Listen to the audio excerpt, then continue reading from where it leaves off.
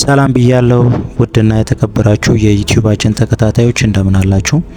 ዩቲዩብ ላይ ቪዲዮ ትለቃላችሁ ግን እይታና ሰብስክራይብ አታገኙም።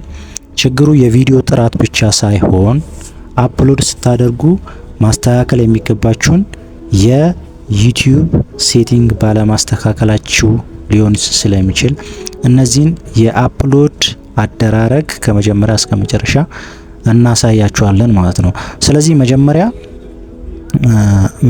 ቪዲዮአችንን አፕሎድ ስናደርግ ቪዲዮአችንን መርጠን ከዛ አፕሎድ ካደረግን በኋላ ልክ አፕሎድ ካደረግን በኋላ ምን እናደርጋለን? ለዩቲዩባችን ምን እናዘጋጃለን? ርዕስ ማለት ታይትል። ስለዚህ ለምሳሌ ታይትላችን ስለ ቪዲዮአችን ምን አይነት ታይትል ሊሆን ይችላል? ስለዚህ ታይትላችን ወይም ደግሞ ርዕሳችን ማራኪና አጓጊ የሆነ ታይትል መጻፍ አለብን ማለት ነው። ስለዚህ ደስ ያላችሁን ታይትል ማለት ስለ ቪዲዮ በደንብ ሊገልጽልን የሚችል ታይትል መጻፍ ይጠበቅብናል ማለት ነው። ሌላኛው ደግሞ ወሳኙ ነገር ደግሞ ተምብሌን ነው። ስለዚህ ተምብሌናችንን ደግሞ እንዴት አድርገን ነው አድ የምናደርገው? ማለት ከላይ የእርሳስ ምልክቷ አለች፣ እሷን ተጭነን ቪዲዮአችን ላይ ተምኔል ማስገባት አለብን ማለት ነው። ሶስተኛው ደግሞ ምንድነው? ዲስክሪፕሽን ነው። ስለዚህ ስለ ቪዲዮአችን በደንብ ቪዲዮአችንን ሊያብራራልን ይችላል የምንለውን ዲስክሪፕሽን ወይም ደግሞ ማብራሪያ በደንብ ልንጽፍ ይገባል ማለት ነው። ሌላኛው ደግሞ አራተኛው ታግ ነው። ስለዚህ ከታች ታግ ምትላለች።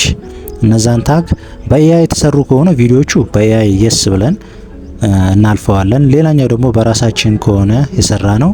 ስለዚህ ሰዎች በቀላሉ ሰርች አድርገው እኛን እንዲያገኙን የሚያስችሉ ታጎችን እዚህ ጋር እንጽፋለን ማለት ነው።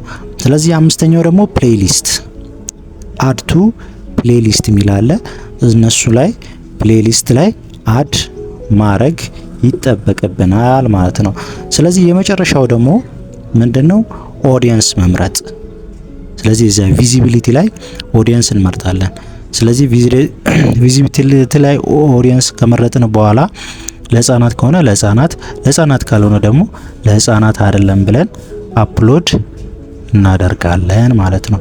ዛሬ ያሳየዋችሁ የሴቲንግ በትክክል ከተጠቀማችሁ ቪዲዮአችሁ ለብዙ ሰዎች መዳረስ ይችላልና እነዚህ ቪዲዮዎች ጠቃሚ ሆነው ከተገኘላችሁ ሰብስክራይብ፣ ላይክ እና በኮሜንትም አበረታችሁን እያልኩ ከወዲሁ አሳስባለሁ። አመሰግናለሁ።